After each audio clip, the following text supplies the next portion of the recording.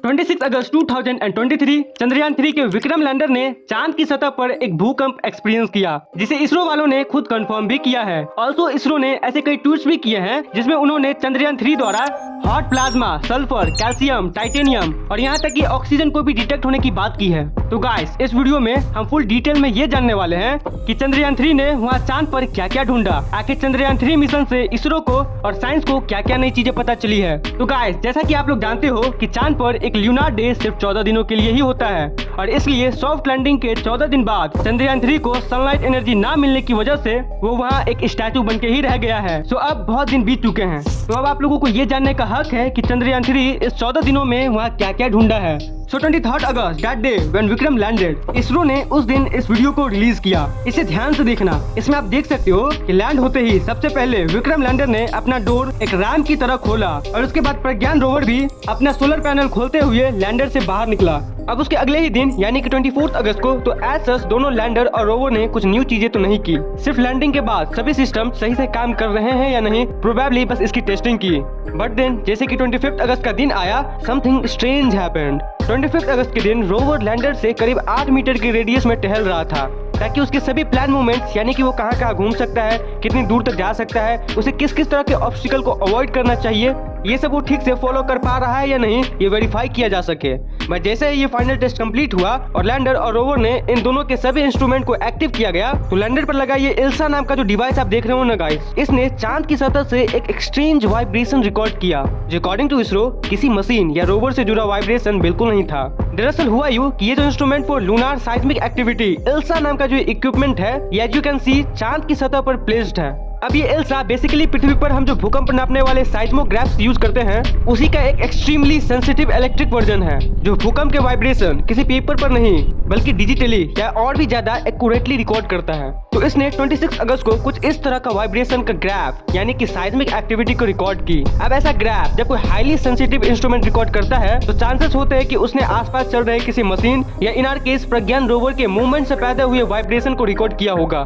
But guess what, ये है rover की मूवमेंट से पैदा हुए वाइब्रेशन जो इल्सा ने 25 अगस्त यानी कि एक दिन पहले रिकॉर्ड किए थे। इससे क्लियरली ये पता चलता है कि रोवर के वाइब्रेशन पॉजिटिव 0.019 यूनिट्स के अराउंड रिकॉर्ड हुआ था और कंटिन्यूअस था, जबकि इस वाले ग्राफ में वो माइनस 0.1185 यूनिट्स के अराउंड रिकॉर्ड हुए थे, वो भी बस कुछ सेकंड्स के लिए। यानी कि पॉसिबली मिशन शुरू होने के जस्ट 3 ही दिनों में चंद्रयान 3 ने ये पता लगा दिया चांद पर साइस्मिक एक्टिविटी यानी कि अर्थक्वेक्स या मोर स्पेसिफिकली मूनक्वेक्स होते हैं। अब आई नो आपको ये लग रहा होगा कि इन एक्सट्रीमली छोटे मोटे मूनक्वेक्स के बारे में जानकर हमें क्या ही मिलेगा, बट माइंड यू, यही डिटेक्टेड मूनक्वेक्स फ्यूचर मिशन के लिए एक इंपॉर्टेंट क्लू बन सकता है टू रिवील कि चांद कैसे बना था, चांद के इंटीरियर में क्या एक्टिविटी हो रही है। तो इन सब से भारत पहला वो देश बन सकता है जो पृथ्वी के क्रिएशन और इवोल्यूशन से जुड़े थ्योरी को प्रैक्टिकली प्रूव करके दिखा सकता है, क्योंकि साइंटिस्टों के अकॉर्डिंग मून के साउथ पोल पर स्पेक्ट्रोस्कोपी के जरिए ये देखा गया है कि वहाँ आइस के फॉर्म में वाटर के मॉलिक्यूल्स काफी ज्यादा है और वहाँ के क्रिएटर के अंधेरे कोने में जमा हुआ पानी तो चांद और पृथ्वी जब पैदा लिए थे तब से ही वहाँ पे मौजूद है। और साथ ही रिसेंटली ये भी देखा गया है कि मून पर कुछ मैग्नेटिक फील्ड एनोमलीज भी है, वहाँ भी अर्थ की ही तरह एक अनइवन मैग्नेटिक फील्ड है। अब मोस्टली ऐसा तभी होता है जब किसी सेलेस्टियल ऑब्जेक्ट के अंदर एक एक्सट्रीमली हॉट वोल्टन कोर हो। मतलब अगर हम इस अनइवन मैग्नेटिक फील्ड के कॉज का पता लगा पाए तो हम भी ये पता लगा सकते हैं कि क्या चांद ओरिजिनली हमारी पृथ्वी से ही टूटकर बना था, जैसे कि थिया की अर्थ से टकराने की पॉपुलर थियोरी कहती है।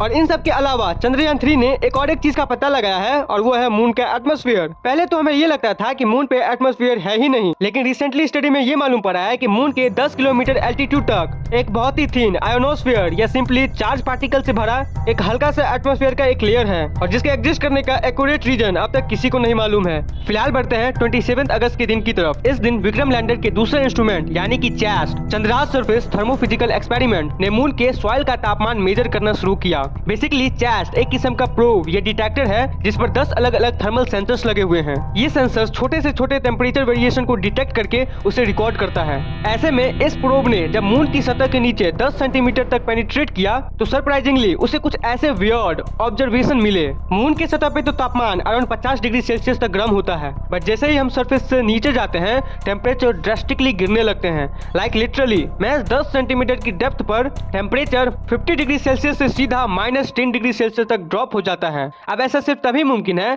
जब मून की टॉप सॉइल एक थर्मल इंसुलेटर की तरह काम करती है और सूरज के हीट को जमीन में पेनिट्रेट होने से रोकती है। अब यहाँ पे आता है इजिप्ट का एक वर्ल्ड फेमस चीज पिरामिड। आप लोग ये कहते थे कि इसे बनाने के लिए जो ब्रिक्स लगे हैं वो पॉसिबली चांद की मिट्टी से ही बनी होगी, तभी तो इस पिरामिड के अंदर का जो टेम्परेचर का रहस्य है वो अभी तक अनसॉल्व है। कई लोगों का तो ये मानना है कि पिरामिड को कोई इंसान ने नहीं बल्कि एलियंस ने बनाया है। जी हाँ गाइस, वही एलियन सिविलाइजेशन, यानी कि एलियन हमारे धरती पे अराइव कर चुके हैं। ये चीज मैं नहीं, ऐसा कई सारे थियरीज बताते हैं जिसके ऊपर मैंने फुल डिटेल वीडियो बनाया है, ऊपर आई बटन में मिल जाएगा।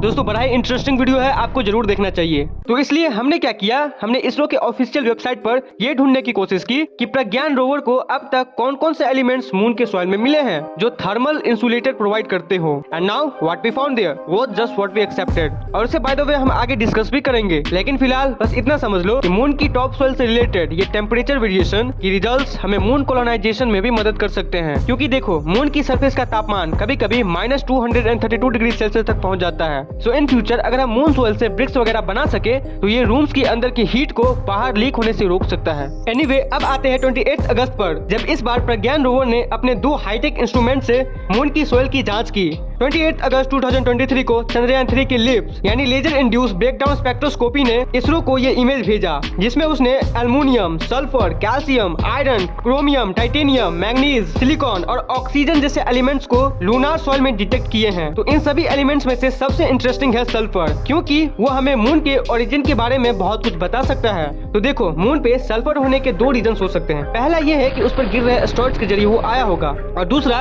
कि वहाँ पर शायद पहले से ही मौजूद था। नाउ अगर इसरो इस सेकंड पॉसिबिलिटी को प्रूव कर पाई तो इससे ये साबित होगा कि पास में मून पर वोल्केनिक एक्टिविटी होती थी, because as we know sulphur volcanics के इरप्शन के समय बनता है। बट अब जरा रिकॉल करने की कोशिश करो कि मैंने शुरू में क्या बताया था कि लैंडर पर लगे इल्सा ने मून को डिटेक्ट किए हैं। तो क्या मून पृथ्वी की तरह जियोलॉजिकली एक्टिव है? अगर फ्यूचर में ये कंफर्म हो पाता है तो फिर क्या इससे हमें वो सरक्यूज सवाल का जवाब मिल सकता है, विच इज कि क्या मून पहले एक पृथ्वी का ही हिस्सा था कि नहीं।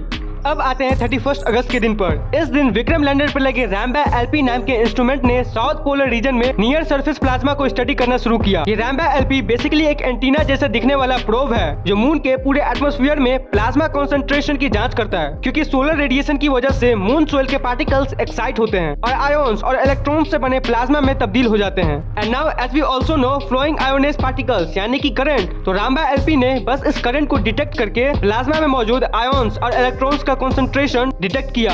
अब इसके तहत उन्होंने ये देखा कि चांद के हर एक क्यूब मीटर वॉल्यूम में करीब 30 मिलियन इलेक्ट्रॉन्स मौजूद हैं, जबकि अर्थ के एटमॉस्फेयर में इतने नंबर ऑफ इलेक्ट्रॉन्स तो लिटरली सिर्फ 1 सेंटीमीटर क्यूब के वॉल्यूम में ही है। And now this is huge, क्योंकि आइडियली एटमॉस्फेयर में बहुत ज्यादा प्लाज्मा या चार्ज पार्टिकल्स का कंसंट्रेशन कम्युनिकेशन में इस्तेमाल होने वाले रेडियो वेव्स के साथ इंटरफियर करके बैकग्राउंड नॉइज क्रिएट करता है। लेकिन अब रैम्बा एलपी के डेटा की मदद से चांद पर जितने भी फ्यूचर मिशन होंगे, चाहे वो इंडिया का हो या किसी और कंट्री के, तो वो लोग इसी बैकग्राउंड नॉइज को कंप्यूटर से फिल्टर करके ज्यादा क्लियर कम्युनिकेशन कर सकते हैं। एंड ऑल्सो इस डेटा से फ्यूचर में बनने वाले मून कॉलोनीज को प्लाज्मा प्रूफ बनाने में भी मदद मिल सकती है। तो समराइज एवरीथिंग, चंद्रयान 3 ने सॉइल कंपोनेंट, सरफेस पे मौजूद प्लाज्मा की एनर्जी, लूनार सॉइल टेम्परेचर और मून को तक डिटेक्ट कर दिए हैं, और ये सब इसलिए ताकि मून कितना हैबिटेबल है ये जाना जा सके। लेकिन अगर आपने ध्यान दिया होगा तो हमने इसमें सबसे इम्पोर्टेंट चीज अब तक मिस कर दी है, जिस चीज ने चंद्रयान 1 को लेकर काफी ज्यादा हाइप क्रिएट कर दिया था, पानी।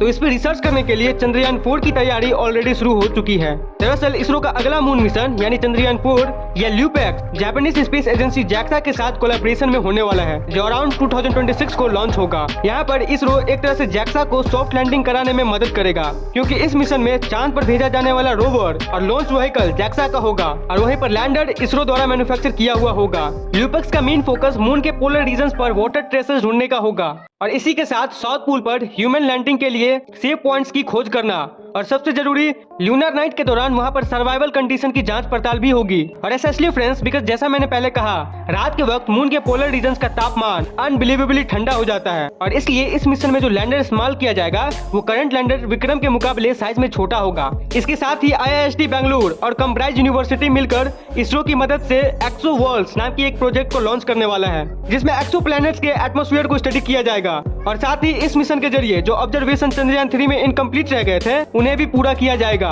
बट एक सेकंड यहाँ पर 2010 में JAXA के हायाबुसा मिशन के चलते जापानीज साइंटिस्टों ने उनके एक स्पेसक्राफ्ट को लिटरली एस्ट्रॉइड 25143 इटोकावा पर लैंड करवाया था और उसकी मदद से वो उस एस्ट्रॉइड के सैंपल्स भी कलेक्ट करके पृथ्वी पर ला पाए थे। सो क्या जापानीज साइंटिस्ट को इसरो की सही में जरूरत है? वेल, अगर आपने JAXA की हायाबुसा मिशन के बारे में डिटेल्स में पढ़े होंगे तो आपको पता होगा कि वो एस्ट्रॉइड मून से भी 5 गुना ज्यादा दूर है और नंबर 2 उसकी साइज चांद से करीब 11,000 गुना छोटी है। यानी कि अगर टेक्निकली देखा जाए तो उस एस्ट्रॉइड पर उतरना मून पे उतरने के कंपैरेटिवली ज्यादा आसान था, बिकॉज मून की ग्रेविटी स्पेसक्राफ्ट को और तेजी से अपनी तरफ खींचती है और कम डिस्टेंस की वजह से समय रहते स्पेसक्राफ्ट को रोकना बहुत ही ज्यादा मुश्किल हो जाती है। इनफैक्ट यही वजह है कि अभी अप्रैल 2023 को जापान ने जो मून मिशन कंडक्ट किया था हकुटा आर मिशन 1 वो लैंडिंग के वक्त क्रैश हो गया और इसलिए इस बार ल्यूपेक्स में लैंडर इसरो का होने वाला है, क्योंकि चंद्रयान 3 में विक्रम लैंडर ने लॉन्च से लेकर लैंडिंग तक अपने आप को प्रूव करके दिखाया है। अब फ्रेंड्स, जब भी इसरो ऐसा की माइलस्टोन को अचीव करता है